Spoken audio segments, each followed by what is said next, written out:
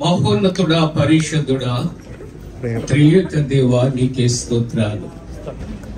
ఈ శ్రేష్టమైన ఆరాధనలో పాల్గొని దైవ సేవకులతో సంఘముతో కలిసి ఆరాధించటానికి ఇచ్చిన గొప్ప ధన్యతను బట్టి స్తోత్రాలు చెల్లిస్తూ ఉన్నా. నీ సేవకుని మరుగుపరిచి మాతో మీరు మాట్లాడండి. నీ పరిశుద్ధాత్మను కుమ్మరించండి. యేసు ప్రభు వారి పరిశుద్ధ నామమున వేడుకొనుచున్నాం తండ్రి, ఆమేన్. ప్రియమైన దేవుని యొక్క సంగమా, కుటుంబమా, మరి ఇండియా నుండి మీ మధ్యకు రావటానికి ప్రత్యేకమైన కారణం ఉంది, చెబుతాను. మరి దేవుని యొక్క మహాకృప చేత ఈ ఆరాధనకు ఆహ్వానించినటువంటి, ఈ పరిశుద్ధ సన్నిధిని అలంకరించినటువంటి అభిషక్తులకు, సంఘములో ఉన్నటువంటి అభిషక్తులకు,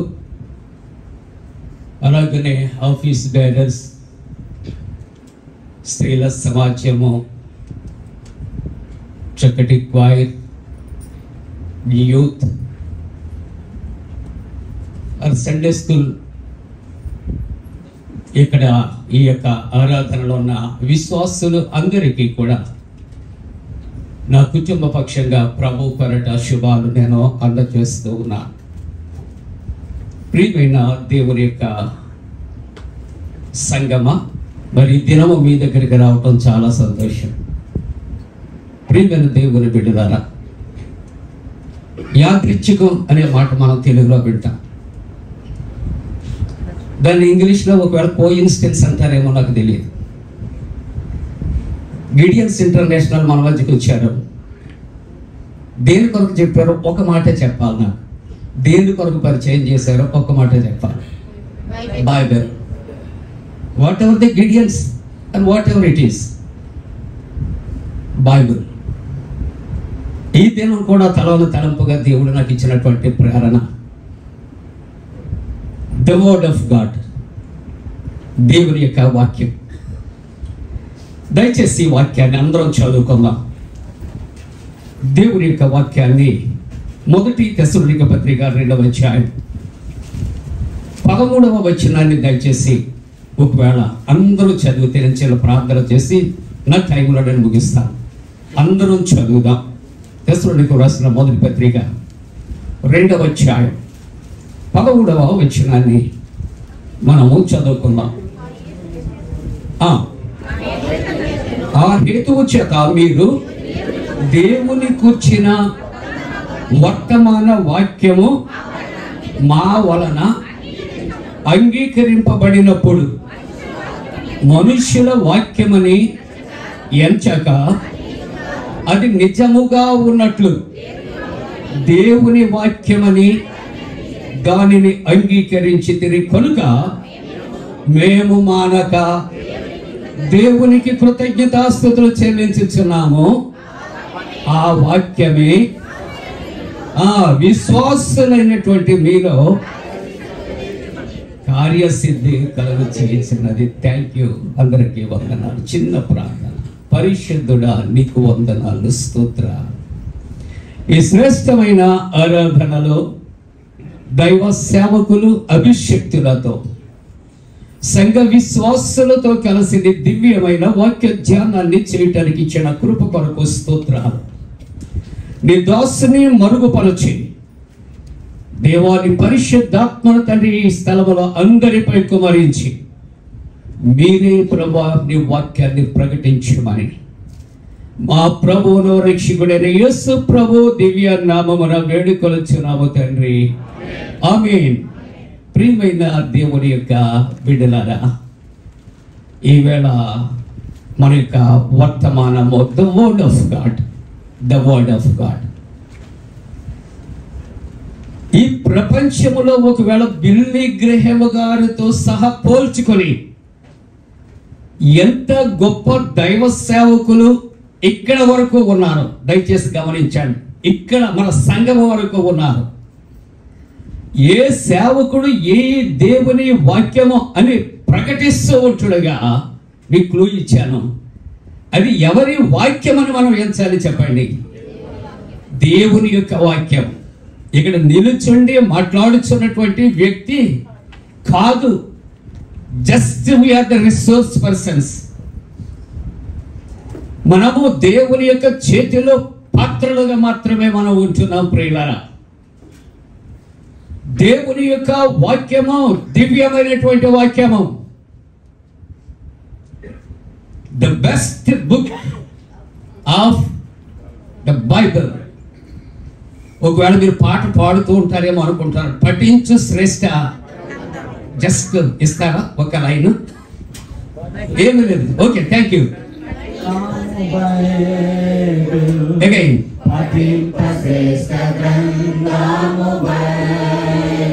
Let us show you Bibles.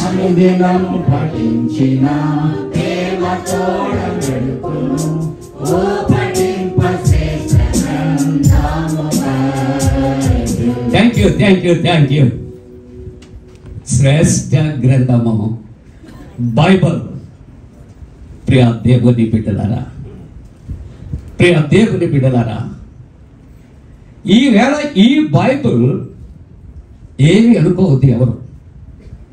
This is my duty to proclaim the truth of God. Bible is not at a cell phone. Let me listen. Cell phone is a cell phone. Bible is a Bible. Cell ఫోన్లో Bible ఉంటుంది, కానీ cell phone Bible కాదు. ఈ Bible మాత్రమే పరిశుద్ధ గ్రంథము. 66 పుస్తకాలు పరిశుద్ధమైనవి, దేవుని యొక్క వాక్కులు, దేవుని భక్తుల చేత ప్రేరేపించబడి ప్రపంచానికి అందచేయబడినటువంటి సువార్త. This is the gospel. అందుకని యేసుక్రీస్తు ప్రభు ఆరోహణ సందర్భంలో మనకు గ్రేట్ కమిషన్ సువార్తలో ఉంది. అందరం చెప్పుకుందాం, మీరు సర్వలోకమునకు వెళ్ళి సర్వ సృష్టికి సువార్తను ప్రకటన చేయండి. ప్రియులారా, this is the gospel. That means go and spell the word of God. ఈ బాధ్యత అందరి మీద ఉన్నది. సువార్త ప్రకటించు భారము అందరి మీద ఉన్నది. ఒక స్త్రీని ఆలోచన చేస్తూ ఉన్నప్పుడు యాకోబు బావి దగ్గర ఒకవేళ పిలవగలిగితే తనకు ఒక టైటిల్ ఇవ్వబడింది, సమరయ స్త్రీ. యేసు ప్రభుతో మిట్ట మధ్యాహ్నం సంభాషణ చేసింది. It's in different way, doesn't matter.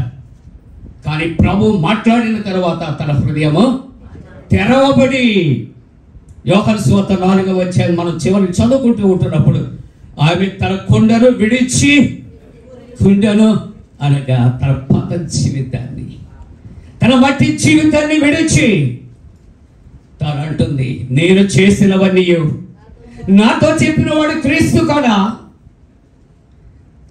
దేవుని యొక్క మాటలు, దేవుని యొక్క వాక్యం జీవితాలు మారుస్తూ ఉంటుంది. ప్రియులారా, జీవితాలు మారుస్తూ ఉంటాయి. కాబట్టి వారందరిని తీసుకుని వచ్చినప్పుడు, ఇదిగో నీవు చెప్పిన దానిని బట్టి కాదు, మేము చూసి ఈయన నిజముగా చెప్పండి క్రీస్తు అని మేము నమ్మొచ్చున్నాం. This is the gospel what we are going to preach in everywhere. Of course it may be in India and Kuwait, ఎక్కడైనా కావచ్చు. కానీ I want to appreciate all the church members of this Kuwait. Why? Because మన దేశంలో ఎంతో స్వేచ్ఛ, we have freedom to preach and sing and everything.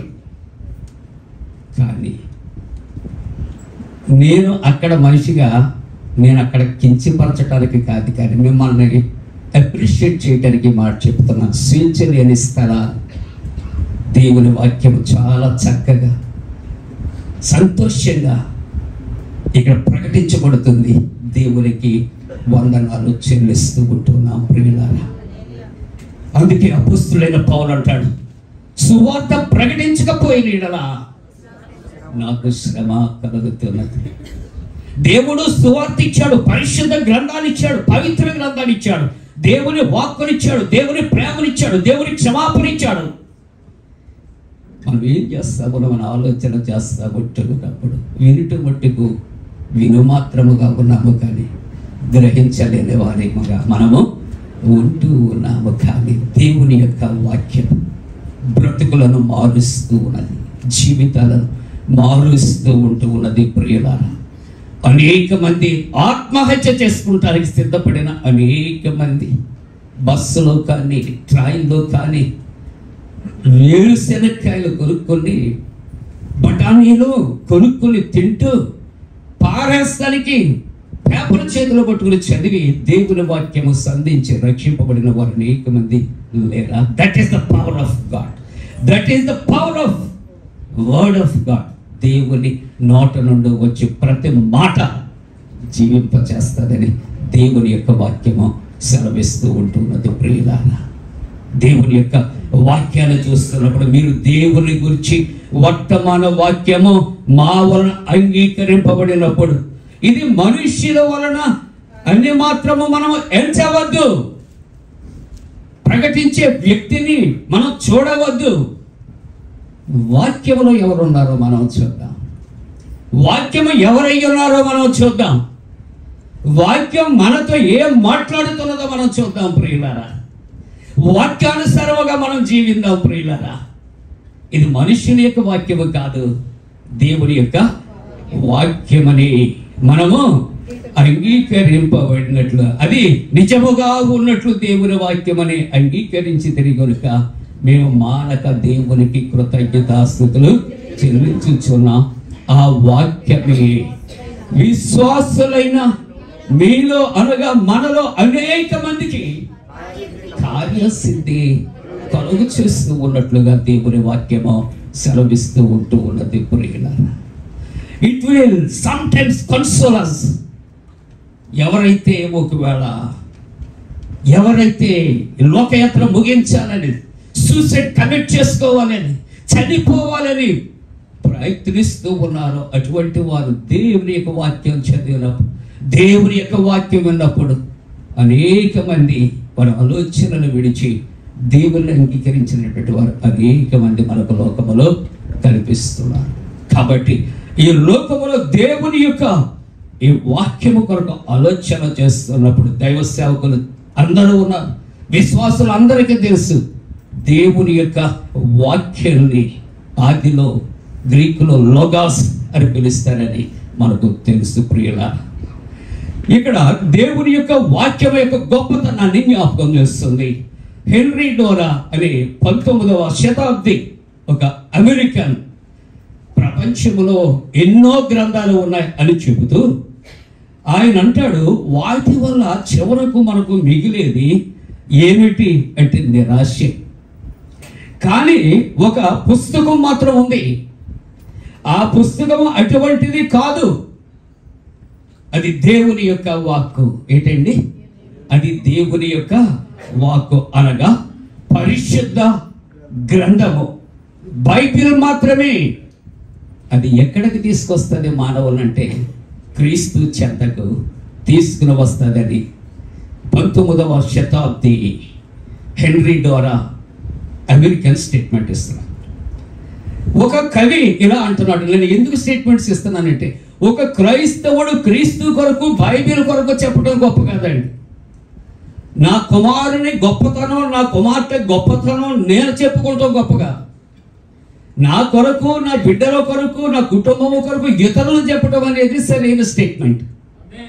కాబట్టి క్రైస్తవుల కొరకు, క్రైస్తవుడు క్రీస్తు కొరకు, క్రైస్తవుడు బైబిల్ కొరకు చెప్పడం గొప్పగా. క్రైస్తవేతరులు పరిశుద్ధ గ్రంథము కొరకు చెబుతున్న గొప్ప మాటలు మనం జ్ఞాపకం చేసుకుని దేవునికి వందనాలు చెబుతాం. Praise the lord. ప్రియ దేవుని బిడ్డలారా, ఇంకో కవి ఇలాగ అంటున్నాడు, మనుష్యులు చేసినటువంటి గ్రంథాలకు, దయచేసి నిజమే, మనుష్యులు చేసిన గ్రంథాలకు, మనుష్యులను చేసినటువంటి గ్రంథాలకు ఈజ్ దేర్ డిఫరెన్స్? మనుష్యులు చేశారు కొన్ని గ్రంథాలు రాసి, కానీ మనుష్యులను గ్రంథం చేసింది దట్ ఈస్ ద బైబిల్. కానీ మనుషులు చేసిన గ్రంథాలకు, మనుష్యుని చేసినటువంటి గ్రంథాలకు ఎంత తేడా ఉందంటే మట్టికి మణికి ఉన్నటువంటి తేడా వ్యత్యాసము ఉంది అంటాడు. So next thing is sir Isaac Newton. అందరం చదువుకున్నాం, ఆయన చూడటానికి మనకు దొరకడు కదా. సర్ ఐజక్ న్యూటన్ ఆయన అంటాడు, ప్రపంచంలోని గ్రంథములు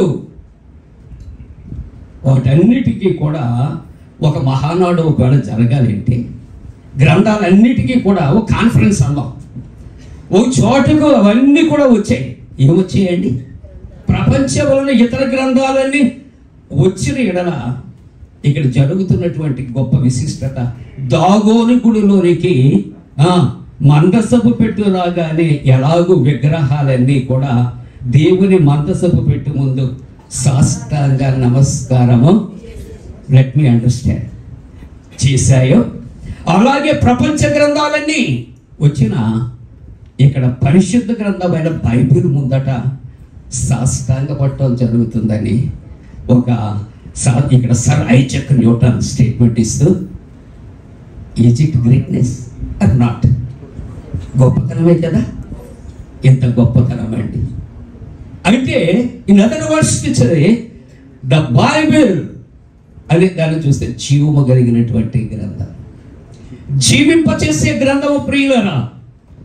ప్రియులరా అందుకని ఇంగ్లాండ్ దేశంలో రాజు లేక రాణిగా పట్టాభిషేకం జరిగే సమయంలోనట అక్కడ రాజమగుటం ధరిస్తారు.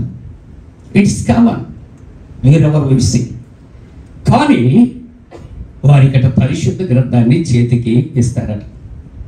ప్రపంచంలో బహు విలువైనటువంటి శ్రేష్టమైనటువంటి గ్రంథాన్ని వారి చేతికి ఇస్తారు. కారణం ఏంటని ఆలోచన చేస్తే రాజమగుటము, రాజముద్రిక, ఇట్ ఇండికేట్స్ రాజు అని.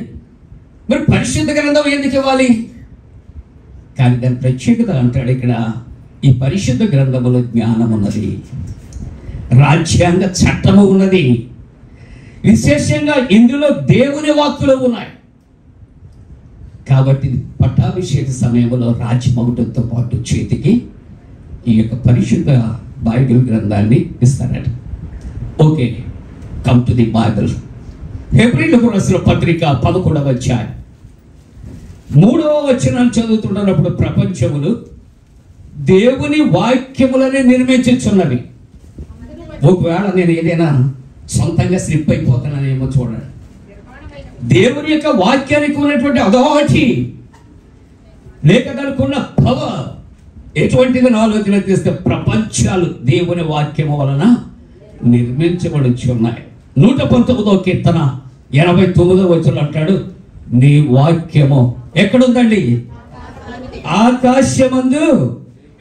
చదువుతారమ్మా? ఆకాశమందు యెహోవా నీ వాక్యము ఆకాశమందు నిత్యము నిలకడగా.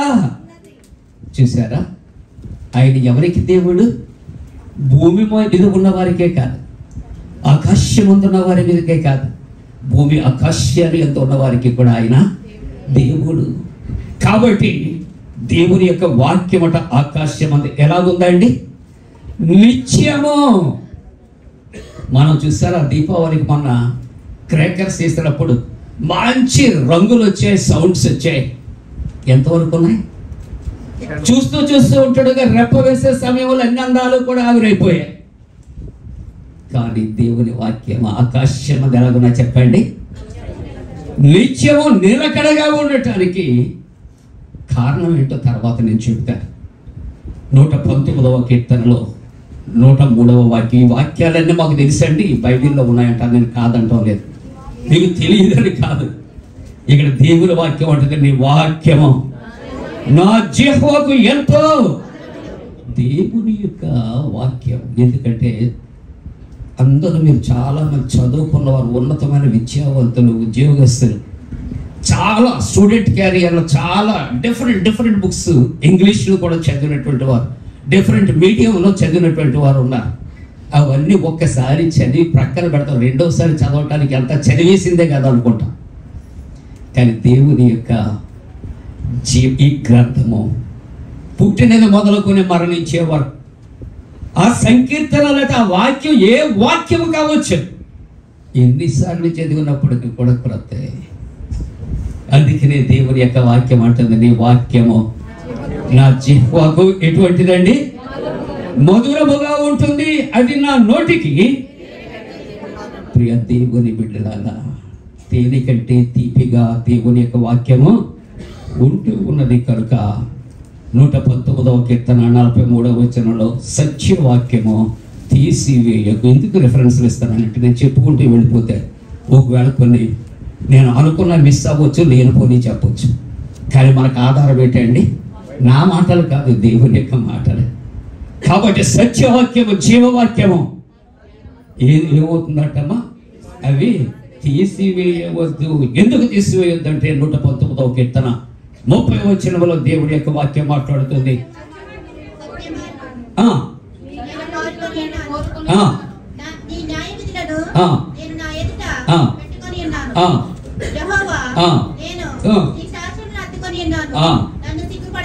చాలమ్మా ప్రియమైన దేవుని యొక్క బిడ్డలారా, అందుకని ఈ వాక్యము చాలా మాటలు మనము పరిశుద్ధ గ్రంథములో మనం తెలుసుకున్నాం. కాబట్టి ఇది మనుష్యుని యొక్క వాక్యమని ఎంచదు, అది నిజముగా అది దేవుని యొక్క వాక్యం అని మనము అంగీకరించాలి. ఇప్పుడు దేవుని యొక్క వాక్యం, the word of God, this is the word of God. Word of God అనగా ఈ వాక్యం ఏమయ్యింది? యోహాను సువార్త 1:10 ఆది యందు వాక్యం ఉండేను, వాక్యము దేవుని యందు ఉండేను, వాక్యమే అది మధురముగా ఉండటానికి, తేనెవలే ఉండటానికి, ఆకాశమందు స్థిరముగా ఉండటానికి కారణం ఏమిటి అని ఆలోచన చేస్తే ఈ వాక్యం ఏమై ఉన్నదండి? ఈవేళ దేవుని వాక్యాన్ని అందరూ చదువుతున్నారు. ఎవరితో మాట్లాడుతున్నా చెప్పండి? వాక్యం ఎవరితో మాట్లాడుతుంది? వాక్యం అయ్యున్న దేవుడు మనతో. ఆది యందు వాక్యము, వాక్యము దేవుని యొద్ద, వాక్యమే. ఈవేళ దేవుడు ఎక్కడున్నాడు? 14వ వచనం చూద్దాం ఒకసారి. 1:14 యోహాను సువార్త, వాక్యమే కృపా శరీరధారిగా కృపా సత్య సంపూర్ణుడిగా మీ మధ్య. ఈవేళ దేవుని వాక్యము దేవుడయ్యుండి ఎక్కడుంది చెప్పండి? మన మధ్యే. మనం పరిశీలిస్తున్నది, మనం ప్రార్థన చేస్తున్నాం, వాక్యం చదువుతున్నా. అందుకే యెషయా 59 అంటాడు, విన నేరకుండానట్లు నా చెవులు మందము కాలేదు, రక్షింపు నేరకుండానట్లు నా యొక్క ప్రియ దేవుని బిడ్డలారా, ఆయన చెవులు కుర్చి కాలేదు, విన నేరకుండానట్లు చెవులు మందము కాలేదు. వాక్యమయ్యున్న దేవుడయ్యున్న వాక్యాన్ని మాట్లాడుతున్నప్పుడు ఆయన మన మధ్య కృపా సత్య సంపూర్ణుడుగా ఆయన నివసిస్తూ ఉన్నట్లుగా చూస్తూ ఉంటున్నా. అందుకని 119వ కీర్తన 105వ వచనంలో చూస్తున్నప్పుడు దేవుని యొక్క వాక్యము ఇంకా ఎటువంటిదంటే, నీ వాక్యమున పాదములకు దీపమును. అందుకని యెషయా గ్రంథంలో అంటాడు, చీకటిలో నడిచే జనులు గొప్ప వెలుగును. ఇప్పుడు ఈ సందర్భం యేసయ్య లోకానికి వచ్చినప్పుడు ఆయనలో జీవం ఉండేనా, ఆ జీవం మనుషులకు వెలుగైనది. యోహాను సాక్ష్యం ఇస్తున్నాడు, ఆ వెలుగు చీకటిలో ప్రకాశిస్తూ ఉన్నది, కానీ చీకటి దానిని గ్రహించకుండా దేవుని వాక్యం ప్రకటించబడుతూ ఉన్నది. కానీ లోకస్తులు ఏం చేస్తున్నారండి? దాన్ని గ్రహించకుండా ఉంటూ ఉన్నారు. కాబట్టి దేవుని యొక్క వాక్యం వెలుగై ఉన్నటువంటి దేవుడు మన పాప జీవితానికి ఏమిస్తున్నాడు? ఆయన వెలుగునిస్తున్నాడు.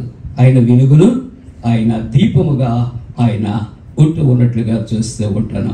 119:50 అంటాడు, దేవుని వాక్యానికి ఉన్న శక్తి ఎటువంటిది? నీ వాక్యము నన్ను బ్రతికించాను, బాధలలో నాకు నెమ్మది.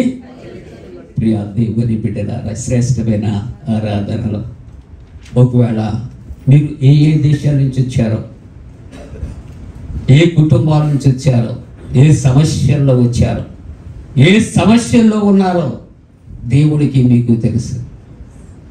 కానీ దేవుడు విడిచే దేవుడు మాత్రము. మనం ప్రార్థిస్తున్నప్పుడు, వాక్యం చదువుతున్నప్పుడు దేవుడు మనను సంధిస్తాడు, మనతో మాట్లాడతాడు, మనల్ని ఆదరిస్తాడు, బోధాలుస్తాడు. 46వ కీర్తన 1వ వచనంలో దేవుడు మనకు ఆశ్రయముల దుర్గములై ఉన్నాడు, ఆపత్కాలములో నమ్మదగిన. కీర్తనకారుడు అంటాడు, ప్రక్కన 1000 మంది పడినప్పుడు ప్రక్కన 10,000 మంది కొనిన పాయము నీ యొద్దకు రాదు. ఎందుకంటే మన దేవుడు మనతో 34వ కీర్తన 7వ వచనం అంటాడు, యెహోవాయందు భయభక్తులు గల వారు చుట్టూ ఆయన దూత కావలి ఉండే వారిని. యెషయా గ్రంథం 49వ అధ్యాయం 15-16 వచనాల్లో అంటాడు, చూడమని నర చేతిలో చెక్కుకొని ఉన్నాను, నీ చుట్టూ నా ప్రాకారాలు. ఆయన మనల్ని విడిచిపెడతాడా? మనం విడిచే దేవుడు కాదు, ఆదరించే దేవుడుగా ఉన్నాడు, ఓదార్చే దేవుడుగా ఉన్నాడు. మన కన్నిటిని చూచే దేవుడే కాదు, తుడిచే దేవుడుగా ఉన్నాడు. హిజ్కియా, నువ్వు ప్రార్థించుట నేను చూచితే, నీ కన్నీరు నేను చూచాను, నీ ప్రార్థన ఆలకించాను. ఎదుగో 15 సంవత్సరాలు నీకు నేను ఆయుష్ ఇచ్చాను. ప్రియ దేవుని సంగమా, ఏ పరిస్థితిలో చెకింగ్ జరుగుతుంది, ఏ పరిస్థితుల్లో మనం పట్టుకుపోతారు మనకు తెలియదు. అంటే నీకు నుంచి వచ్చిన తర్వాత మెడలో బ్యాగ్ వేసి తిరుగుతున్నాను. ఎప్పుడైతే ఏది ఉండదో నాకు భయం వేసి, ఎక్కడున్నానో నాకు తెలియదు, ఎవరు పట్టుకుపోయారో నాకు తెలియదు. ఎందుకు వచ్చిన గొడవలు వేసి ఇంట్లో పిల్లలు బ్యాగ్ కూడా కొనిచ్చారు. అది స్టైల్గా ఉంటుందంటే మా పాప ఏం చేసిన, డాడీ నా దగ్గర పెట్టి బయట ఇక్కడే ఉంచుకుంటాం. ప్రియ దేవుని బిడ్డలాని, నా పాస్పోర్ట్ మర్చిపోతాను, నా సివిల్ ఐడియా మర్చిపోవటానికి నాకు భయం. మరి are we forgetting the Bible? మరి దేవుని యొక్క వాక్యాన్ని మనం ఏం చేస్తా ఉన్నాం? అది ఒక్కొక్కసారి మనం మర్చిపోతాం. ఏమనుకోవద్దు సుమా, ఫ్రీగా మాట్లాడుతున్నాను నేను. కానీ మన జీవితంలో అంతమ వరకు ఇది ఎక్కడ ఉండాలి? మనతో ఉండాలి. ఎందుకు? బ్రతికిస్తుంది, బాధల్లో నెమ్మది కలుగు, మన చీకటి బ్రతుకులో వెలుగును పుట్టిస్తుంది. అది మనతో మాట్లాడుతూ ఉంటుంది, ఆదరిస్తూ ఉన్నది. అంతేకాకుండా 119వ కీర్తన 11వ వచనంలో దేవుని యొక్క వాక్యం ఉంటుంది, నీ ఎదుట నేను పాపము చేయకూడనట్లు నా హృదయంలో నీ వాక్యమును నేను. దేవుని యొక్క వాక్యాన్ని ఉంచుకున్నానంటే ఎవరు ఉన్నారు మన హృదయంలో చెప్పండి? ప్రభువు ఉన్నాడు. కాబట్టి ఒకవేళ కొంచెం ఫ్రీగా మాట్లాడుతున్నాను, మా డాడీ ఉండుంటే, మా డాడీ కూడా ఉంటే నేను స్మోక్ చేయడానికి ఇష్టపడతాను. మా డాడీ లేడు అనుకుందాం, ఒకరు దేవుడు తర్వాత, డాడీ దూరంగా ఉన్నాడు కాబట్టి డాడీ దగ్గరుంటేనే భయపడుతున్నా. మన పరమ డాడీ దేవుడు ఉన్నాడు, దేవుడికి భయపడుతుంది. ఆయన భయపడి మన బ్రతుకులు మార్చుకోవాలంటే మన హృదయంలో ఎవరు ఉండాలి చెప్పండి? నా తండ్రి లేడు ఇప్పుడు, నా తల్లి తండ్రి ఉపాధ్యాయులు చేశారు, దేవర్ డాడ్. కానీ నా పరమ తండ్రి నన్ను కని నాకు రూపించినటువంటి దేవుడు, పిండముగా ఉన్నప్పుడు నాకు రూపాన్ని ఇచ్చిన దేవుడు, తల్లి గర్భంలో ఉన్నప్పుడు నన్ను పిలిచిన నా దేవుడు నన్ను విడిచాడా? నన్ను విడవలేదు. నాకు తోడుగా ఉన్నాడు, నా తోడుగా ఉన్నాడు, నా కుటుంబానికి తోడుగా ఉన్నాడు. కాబట్టి దేవుడి వాక్యం ఉంటుంది, నీ ఎదుట నేను పాపము చేయకూడనట్లు నా హృదయంలో నీ వాక్యమును ఉంచుకున్నాను. అందుకని కొలసీ పత్రిక 3వ అధ్యాయం 16వ వచనం రెఫరెన్స్లు ఎందుకు ఇస్తున్నానంటే, ఒకటి ఎవిడెన్స్, రెండోది అలర్ట్ అవటానికి నేను ఈ యొక్క రెఫరెన్స్ ఇవ్వాలని ఆశపడుతున్నాను. అంతే, అంతకు చేయగా. కాబట్టి ప్రియమైన దేవుని బిడ్డల, సమస్త విధములైన జ్ఞానముతో క్రీస్తు వాక్యము మీలో సమృద్ధిగా. ఓకే, మన జీవితాల్లో ఏది ఉండాలండి సమృద్ధిగా? దేవుని యొక్క వాక్యం అనగా దేవుడు మనలో ఆయనను నిలవనివ్వవలసినటువంటి మన హృదయంలో నిలవాలి. నీ ఎదుట నేను పాపం చేయకూడనట్లు నా హృదయంలో నీ వాక్యాన్ని. ఎందుకంటే 2 కొరింథీ 5:17 అంటాడు, ఎవడైనానో క్రీస్తునందు ఉన్న ఎడల, క్రీస్తునందు ఉన్న ఎడల ఒకటి, అట్ ద సేమ్ టైం క్రీస్తు మన హృదయాల్లో ఉన్న ఎడల ఏమవుతుందండి? పాతవి గతిస్తాయి, సమస్తమును. జక్కయ్య జీవితాన్ని చూస్తా ఉన్నా, అంతవరకు he become a rich man, సుఖముగుతుందారిని. ఆఫ్ కోర్స్ సంపాదించాడు. కానీ ఒక దినాన్ని he want to say the Jesus who is. అందరికన్నా ముందు చెట్టు ఎక్కేశాడు.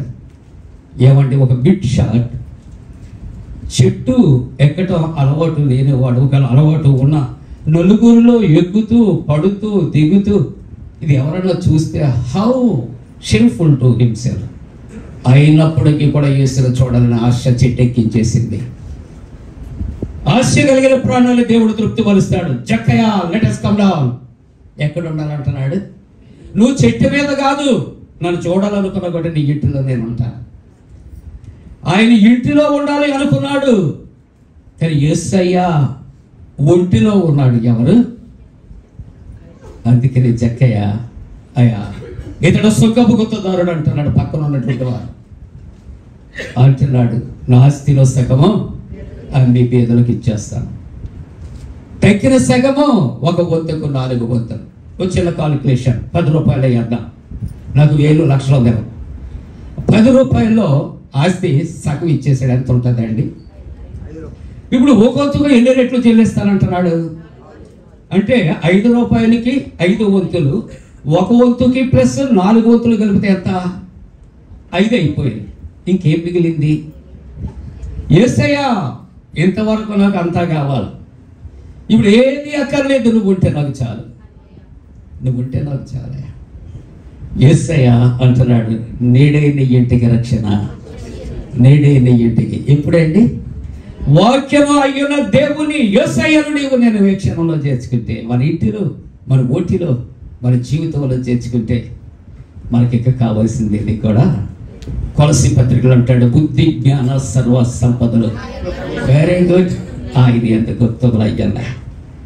రాజుల గ్రంథంలో మనం చదవక్కర్లేదు. 3వ అధ్యాయంలో గిబియోనులో అక్కడ 1000 బలులు అర్పించడానికి సొలొమోను వెళ్ళాడట, అర్పించాడట. అతడికి ఒక కలగన్నాడట, నీకు ఏం కావాలి?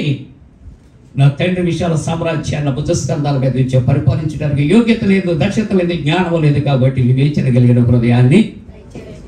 అతడు అంటాడు, అడగకూడని ఏమి అడగలేదు, రాజుల యొక్క ప్రాణాలు, రథాలు, రౌతులు ఏమి అడగలేదు, కాబట్టి నువ్వు అడిగిందే కాదు, అడగడం అంటే ఇస్తాను. నీకంటే ముందు వెనక ఎవడు కూడా నీకన్నా గొప్పవాడు. ఎప్పుడండి? ప్రభు ఒకడు ఉంటే చాలు.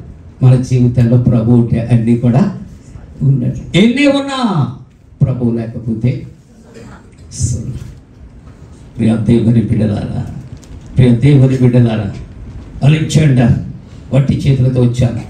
కాఫీ బాక్స్లో 2 చేతులు బయటికి విడిచిపెట్టాడు. రాజ్యాన్ని సంపాదించాను, ఏం పట్టుకెళ్తున్నాను?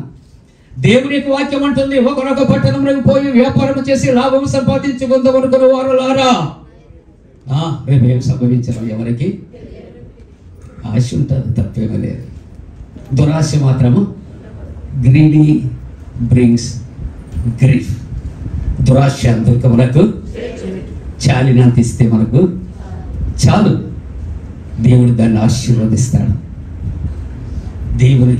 దేవుని యొక్క సన్నిధిలో నేను ముగింపుకి దగ్గరగా ఉన్న దేవుని యొక్క వాక్యం ఆలోచన చేస్తూ ఉంటూ ఉన్నప్పుడు, ప్రియులారా, దేవుని యొక్క నామము,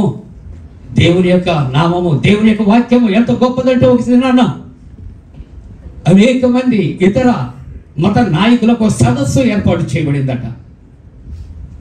ఈ మత సదస్సులో ఒక్కొక్క మత ప్రవక్తను పిలిచి, మీ గ్రంథాలు తీసుకుని రండి, గ్రంథం యొక్క గొప్ప ప్రాశస్త్యత ఒక్క మాట చెప్పండి, ఆ టేబుల్ మీద పెట్టండి అన్నారట. మన కమ్యూనిటీ ఎక్కడ ఉన్నప్పుడు కూడా ఎక్కడ పిలుస్తారా మనల్ని? చివరి మొదలు పిలుస్తారా? ప్రయారిటీ మనకు ఉంటారు. చివరి వచ్చింది, వరుసలో పెట్టాలి అందరూ మత ప్రవక్త. మరి చివరి పిలిచినోడు ఎక్కడ వస్తుంది? ఓకే, పైన పెట్టి ఆ గ్రంథం కొరకు మాట చెప్పాలి. ఆయన అంటున్నాడు, దేవుని యొక్క నామము అన్ని నామముల కన్నా. అసలే చివర పిలిచాడేమో, చిరాకు వచ్చేసింది పైన పెట్టేలాగనేటప్పటికి. ఏం చెయ్యాలో తెలియలేదు. అట్లా సర్రం లాగేసి అక్కడ కోఆర్డినేటర్ అన్నింటికన్నా కింద పెట్టాడట. మరలా చెప్పాలి, నా యేసయ్య లోక పాపములు మోసుకొని పోవు దేవుని. మరలా కోపం వచ్చేసింది. మళ్ళీ బీపీ టాబ్లెట్ వేసుకున్నాడు, మళ్ళీ తీశాడు, మధ్యలో పెట్టాడు. నా యేసయ్య పాపులకును దేవునికి మధ్యవర్తి. సుఖం లేదు, 3 చూశాను కాబట్టి మొత్తం స్ట్రిప్లో ఉన్న టాబ్లెట్స్ అన్ని వేసేద్దాం అనుకున్నాడు. వేసేసాడు, తీసేసి పక్కన పెట్టేశాడు. ప్రియమైన దేవుడి యొక్క బిడ్డలారా, ఒక్క మాట చదువుకుందాం. హెబ్రీ పత్రిక 7వ అధ్యాయం. నేను ముగిస్తాను, 5 నిమిషాలు ఉన్నాను. హెబ్రీ పత్రిక 7వ అధ్యాయం 26వ వచనం. అయినా అవాపుని ముగించేస్తాను. పవిత్రుడును నిర్దోషియు అమ్మా నిష్కల్మషుడును. ఎవరమ్మా? ఎవరైనా అది పాపులలో చేరనబట్టుంటాడు. ఎవరు? Yes, praise the Lord. యేసు పాపులలో చేరక. Very good, that is the answer. ఈ గ్రంథాలన్నింటిలో 3 తీశాడు, 3 సుఖం లేకపోయాడు, పక్కన పెట్టేశాడు. పక్కన పెట్టేస్తే ఇప్పుడు what is the greatness of this book? పాపులలో చేరక ప్రత్యేకించబడిన దేవుడు మన దేవుడు. Praise the Lord. అందుకే నేను చదవదగ్గ టైం లేదు. యెషయా గ్రంథం 6వ అధ్యాయం 1వ వచనంలో రాజైన ఉజ్జియా మృతి నొందినటువంటి దినముల్లో యెషయా ప్రవక్త అక్కడ ప్రవచనం చూస్తూ ఉంటున్నాడు. దేవాలయం అంతయు కూడా ఇంటి యోజనతో నింపబడినది. ఆయన చిరత సింహాసనం ఆసీనుడు అయి ఉంటుండగా సెరుపుల్లో అంటున్నారు పరిశుద్ధుడు పరిశుద్ధుడు పరిశుద్ధుడు అని గాన ప్రతిగానాలు చేస్తుంటే గడప పురాణి కమ్ములు బోనికిపోతూ ఆయన ఎక్కడున్నాడటండి? ఆయన అత్యున్నతమైన సింహాసనమేగా, అందుకని ఆకాశమందు ఆసీనుడు అయిన వాడా. అందుకని 121వ కీర్తనలో ప్రార్థన ఏం చేస్తాడండి? ఆకాశమందు ఆసీనుడు అయినాడు, లేక కొండల తొట్టున కొండలు. మన దేవుడు ఎక్కడున్నాడు? అక్కడ ఉన్న దేవుడు ఇక్కడ ప్రార్థిస్తే ఎక్కడికి వస్తున్నాడు? నీ దగ్గరకు, నా దగ్గరికి వస్తున్నాడు. మన దేవుడు అపోస్తల కార్యాలు యేసు ఎంతమందికి ప్రభు? వెరీ గుడ్, అందరికీ ప్రభువు అనే మాటలు అయిపోయింది. నాకు ముగించేస్తున్నా. జార్జ్ ముల్లర్ ఆయన మరణించే సమయానికి బైబిల్ 131 పర్యాయం ఆయన చదివాడట. బిల్ గేట్స్ ప్రపంచంలో గొప్ప ధనవంతుడు 1994 ఆ సంవత్సరం బైబిల్ వేలం పాటిస్తే ఎంతకు పాడాడో తెలుసా అండి? 135 కోట్ల రూపాయలకు సెకండ్ కాపీ ఆయన సెకండ్ మాస్టర్ కాపీ కొన్నాడట. 1971వ సంవత్సరము ఈ యొక్క పరిశుద్ధ గ్రంథం యొక్క మైక్రోఫిల్మ్ చంద్రమండలంపై పెట్టారట. మన దేవుని యొక్క వాక్యం, దేవుని యొక్క గ్రంథం ఎక్కడుందమ్మా? చంద్రమండలం మీద. ఇప్పుడంటే అనేక స్థలాల్లో పట్టుకుని చింపి కాల్ చేస్తున్నారు, దురదృష్టం. కానీ ఎంతమంది కాల్చినా అనేక మందిని ఏం చేస్తారని వెలిగించే గ్రంథముగా ఉంటూ ఉన్నది. ప్రియులారా, చెప్పుకుంటూ పోతే అయ్యగారు దిగేయండి అంటారు, అంతవరకు చేస్తారు. Thank you. ముగిస్తున్నాను ఒకే ఒక మాట. దేవుని యొక్క గ్రంథము, ధర్మశాస్త్రము 5 కాదు, ఇదంతా ధర్మశాస్త్రమే, ప్రేమ గ్రంథం. దీని నిండా ప్రేమ ఉన్నది. దేవుడు లోకములు ఎంతండి? అదట 4332 భాషల్లో ట్రాన్స్లేట్ చేశారు. ఒక మాట, దేవుడు లోకమును ఎంతో ఎంతో ప్రేమించి దేవుని యొక్క వాక్యము అది బంధింపబడి ఉంటాడుగా. రెఫర్మేషన్ డే 1517వ సంవత్సరం రెవరెండ్ డాక్టర్ మార్టిన్ లూథర్ గారు ఏం చేశారు? పరిశుద్ధ గ్రంథానికి విడుదలనిచ్చి అందరి చేతిలో ఉండటానికి, అందరి ఇంటిలో ఉండటానికి దేవుడు ఏం చేశాడు?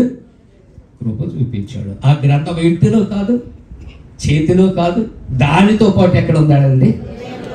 అలా దేవుని వాక్యము, దేవుడు మన హృదయాల్లో మనము అలంకరించుకొని వెలిగించబడి ఆ దేవుని ప్రకటన చేయటానికి, ఆ దేవుని కలిగిన మన కోవైట్లో ఉన్న సంఘాలు అన్నీ వెలిగించబట్టాలి. దేవుడు తన పరిశుద్ధాత్మకుడిని మనపై మెడుగు కుమరించును గాక. ఆమేన్. పరిశుద్ధుల చిన్న వాక్యాన్ని దీవించి నాకు ఇచ్చిన సమయాన్ని బట్టి దైవజనులు అందరినీ దీవించాడు. యేసు నామమున అడుగుచున్నాం తండ్రి. Thank you sir for giving this opportunity.